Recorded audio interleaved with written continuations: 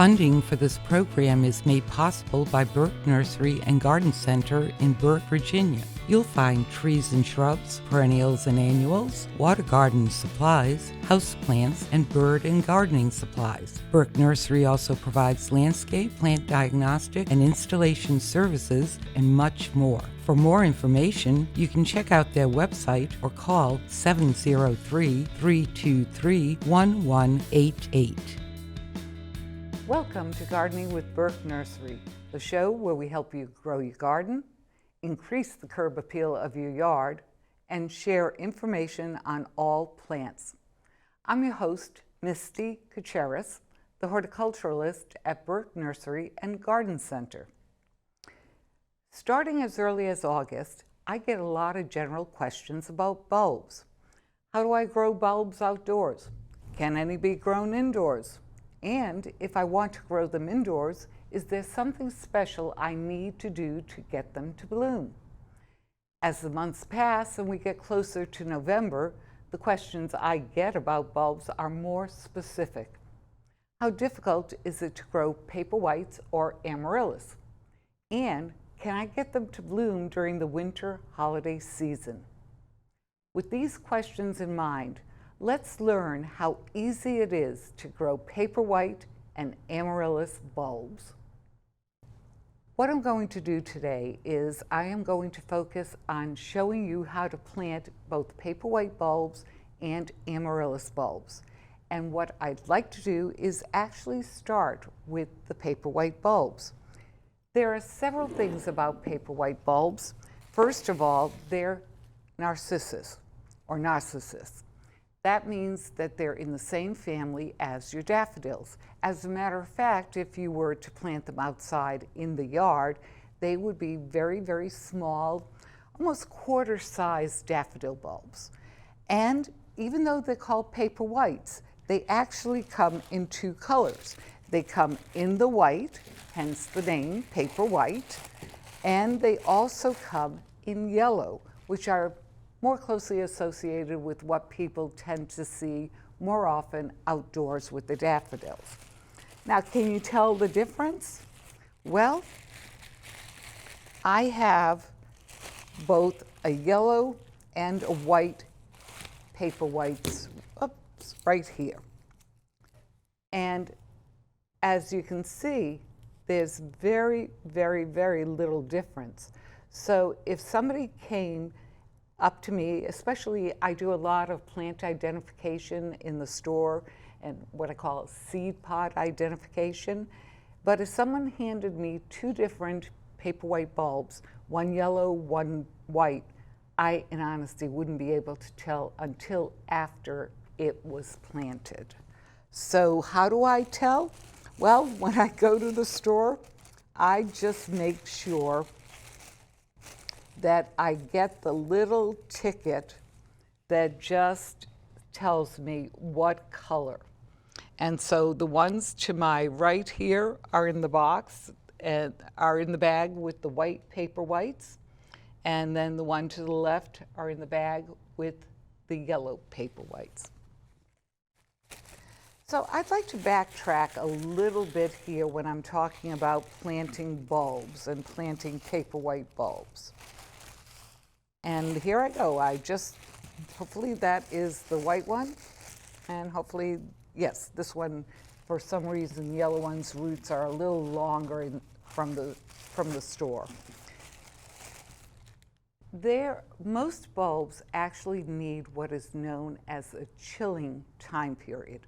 And a chilling time period means that those bulbs need to be in temperatures of 45 degrees Fahrenheit or less, anywhere from 6 weeks to 12 weeks.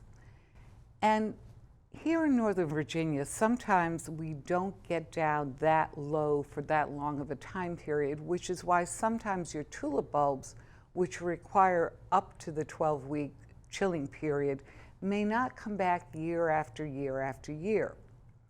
However, paperwhites, as well as amaryllis, actually do not require a chilling time period, which means that you can go to the store, purchase your bulbs either the Paperwhite bulbs or purchase the Amaryllis bulbs.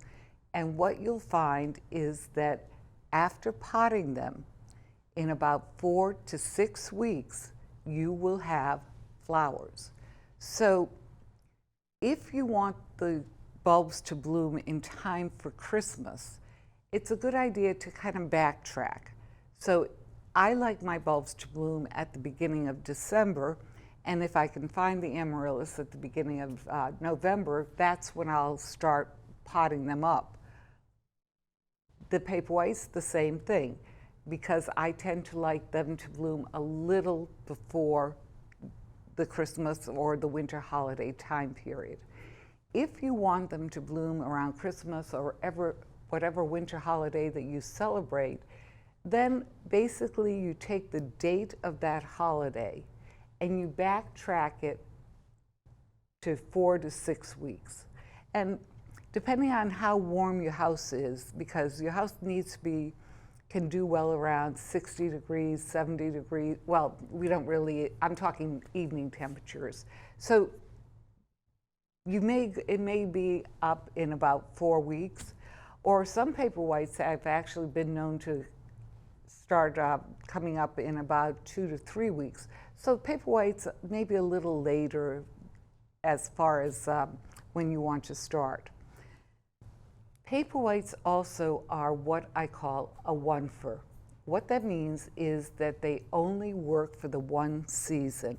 So after they bloom, basically what you do is just toss them. The reason that they don't rebloom is, unlike the bulbs that you plant into the ground, when you put Paperwhites in your home, you're usually planting them in one of the following: either sand. This would be what I call a very, very fine sand, or you're planting them in lava rock, or you're planting them in marble chips. You're not planting the Paperwhites in soil. And because they're not planted in soil, the bulbs and the plants don't get the type of nourishment that they need to come back year after year. So that's one thing. The other thing about Paperwhites is that they have this incredible fragrance. Some people feel that the fragrance is very similar to a gardenia. Other people don't necessarily like Paperwhites. And since Paperwhites can be a real wonderful holiday gift, just make sure that the person that you give them to does not have a problem with fragrance. That's how fragrant they are. Very, very potent in their fragrancy. I personally prefer to grow my Paperwhites in drainage rock. And the other thing is, the pot that you want to use for Paperwhites is a shallow pot. You don't want a pot that is too deep. Part of the reason is it just really looks pretty. Another part of the reason is that you don't need all that depth of soil or potting medium, in this case the drainage rocks that I'll be using, in order for the Paperwhites to grow. The next thing is that the real purpose of whether you're using sometimes I call these drainage rocks, but whether you're using the marble chips or the sand or the lava rock, their real purpose is to be an anchor for the roots. What you're really doing is that you're going to be growing this in water. And there are some bulbs, some that you might have to force, like hyacinth, that actually will grow in water, and you don't need anything other than something that will root these. And if I wanted, I could actually take the Paperwhites and put them just in water if I wanted.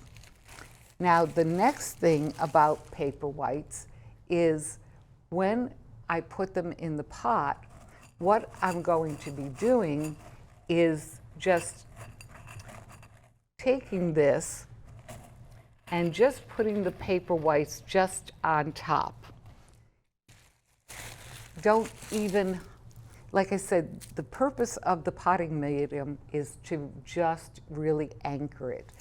And I like a lot of paper whites so that they're just sitting there and they really are not, they're not planted, the bulbs technically are not planted at all.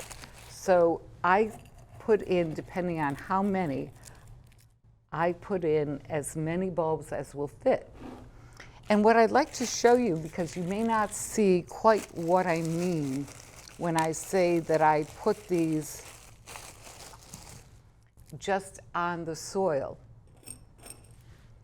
or rather, not soil, but in this case, the marble chips, this is what I mean. I just literally, and you can see that much better with this glass.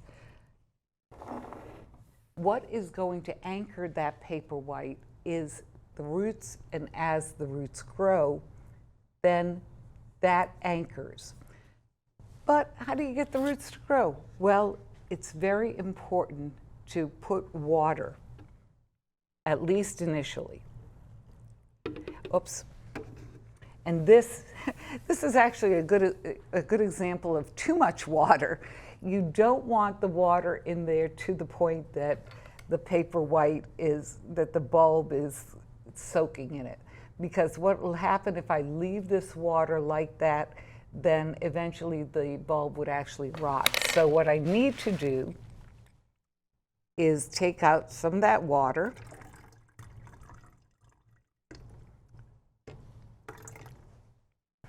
And now if you take a look, you'll just see that the rocks are moist. And that's it, that the water really isn't touching the bulb at all. And what's nice about planting paper whites is that if you have young children and you want to teach them how to plant and get used to the idea of seeing growth in the home, then paper whites is really an excellent way to start.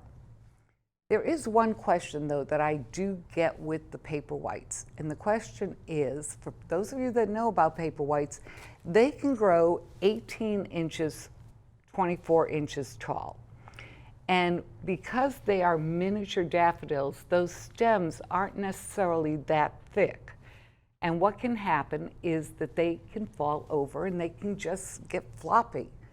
Well, there's a way to prevent this. And actually, Cornell University did a study on this.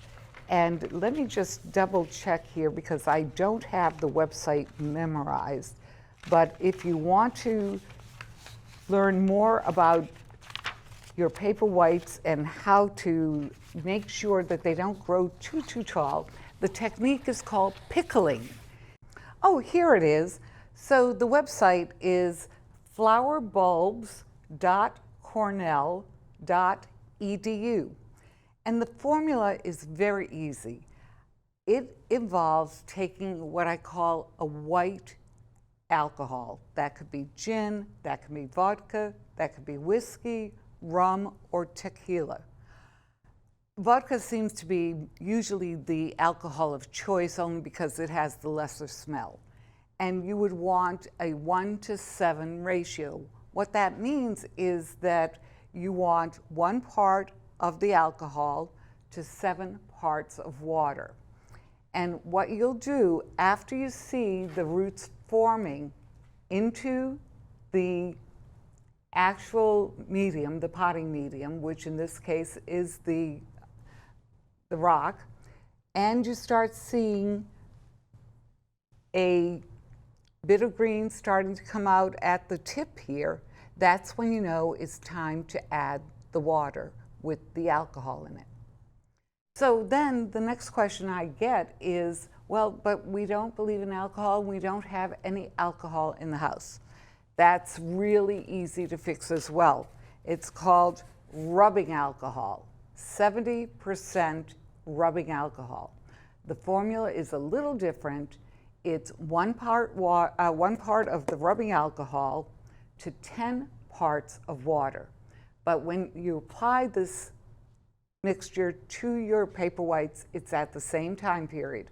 When you see the roots coming into the marbled chips and you see the green poking out at the tip, then you know that you can add this.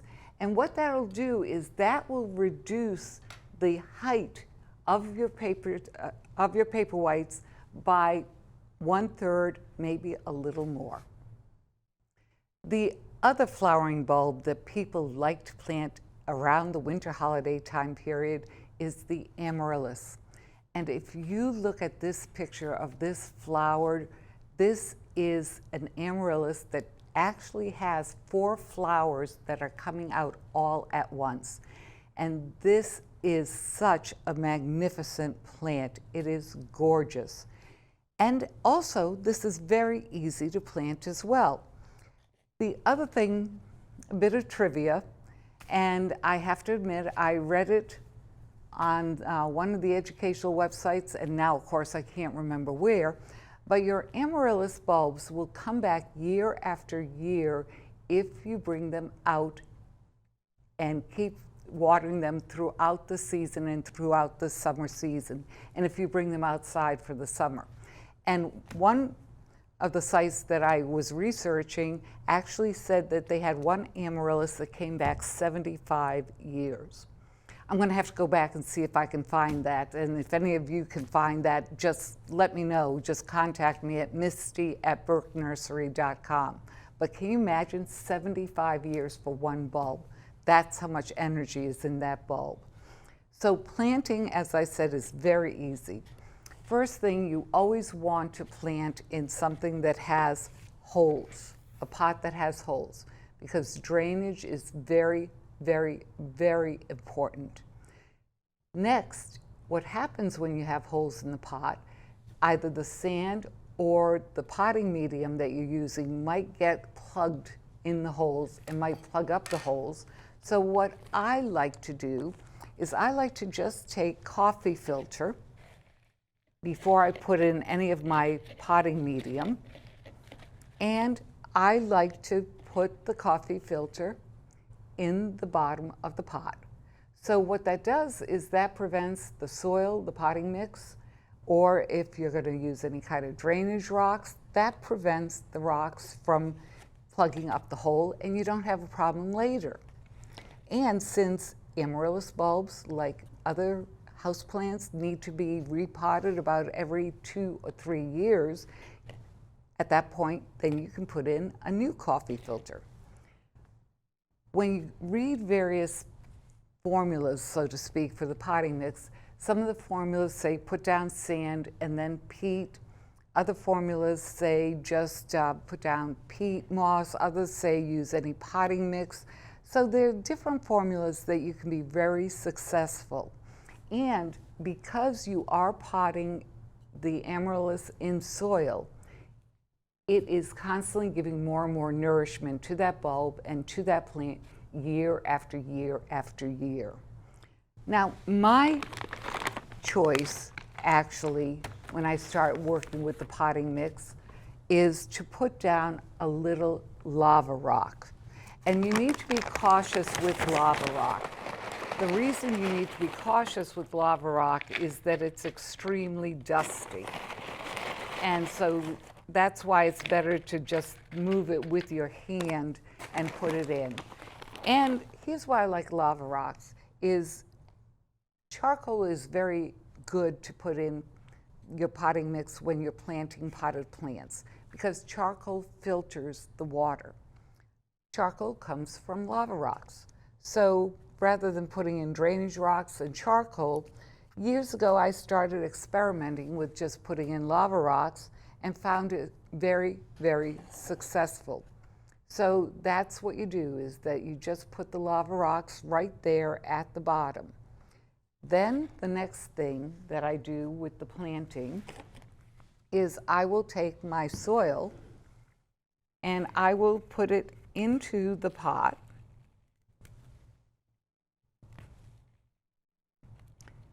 And unlike anything else,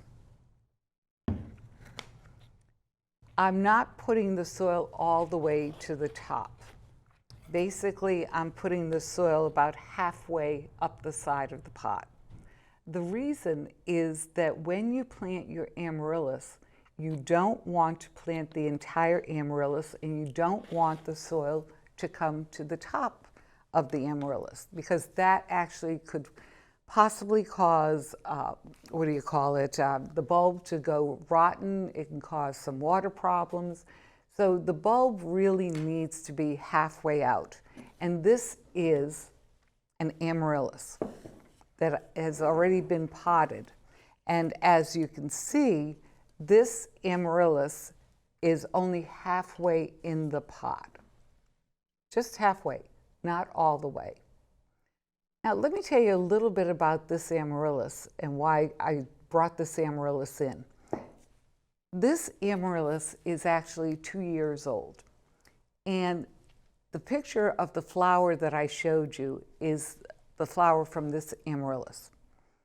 So what I did was, that flower was so gorgeous, and unlike a lot of people, I don't always remember the names of my amaryllis, so unfortunately I can't share that with you, but I can share the gorgeous flower year after year with my friends by taking care of it in a way to have it rebloom every year.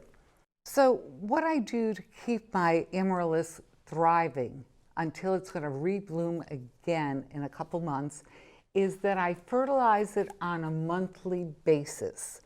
And the fertilizer needs to be a fertilizer that has a high phosphorus content. So for example, this is a 10-15-10, and this one is a 1-3-1. And the reason the numbers on this one are a bit lower is because that's an organic fertilizer, and the other is a traditional fertilizer. They're both houseplant fertilizers. As the plant is growing and as I'm fertilizing it, eventually the flowers will stop blooming. They bloom only for about 2 to 4 weeks. And so I need to cut off the flowers. But the stem is going to keep growing for a while, and the leaves are going to keep growing for a while. And so I don't cut those back, because as a bulb, all the energy goes back into the bulb, so you don't cut it back. Then what I do when it's springtime and the temperatures are around, night temperatures around 55, 65 degrees, I will bring the pot out, and I'll bring it out and leave it in an area where there's a bit of shade, and then in a couple weeks I'll put it in full sun and it will grow. Eventually the stalk will turn yellow. When that happens, then I can cut back the stalk. In the winter months, or rather around October, around mid-October, the next thing that I do is that I bring the pot back into the house, and I actually at that point stop fertilizing it. What I do when I stop fertilizing it and bring it into the house is I will put it in my cellar. And I want those temperatures in the cellar to be about 55, 60 degrees. But again, though, since this doesn't require any chilling, then don't worry too much about the temperatures, because believe me, sometimes my temperatures have gotten higher. And then everything dies back and I cut it. Now it has been in my cellar for 2 months, and now I am ready to bring it out, and this amaryllis is ready to break dormancy. That means, oh, by the way, when it's in the cellar, you stop watering it. So this has not received water for several months. And what it will finally do is, I'm taking it out, I will start watering it. And when I start, and of course I checked it, and it's firm. It has a little growth starting, which is nice, which means it's beginning to break dormancy. That's good. And I'll start fertilizing it once a month, and then I will just put it in the sun, and it'll take another, let's see, broke dormancy not that long ago. So around Christmas time, I should start getting my flower with the amaryllis. Now, if you feel that you would like to get the steps for getting your amaryllis to rebloom, feel free to email me at misty@burkenursery.com. Growing paperwhite flowers, or amaryllis flowers, or any flowers from bulbs can help you bring that splash of color into your home, especially during those drab, late fall and winter months. I hope that you enjoyed learning more about paperwhite and amaryllis bulbs. If you have any questions about growing indoor paperwhite or amaryllis bulbs, or gardening in general, just email me at misty@burkenursery.com. I'm your host, Misty Kacharis. Thank you for spending your time with me here at Gardening with Burke Nursery. I'm looking forward to helping you grow your garden. Funding for this program is made possible by Burke Nursery and Garden Center in Burke, Virginia. You'll find trees and shrubs, perennials and annuals, water garden supplies, houseplants, and bird and gardening supplies. Burke Nursery also provides landscape, plant diagnostic, and installation services, and much more. For more information, you can check out their website or call 703-323-1188.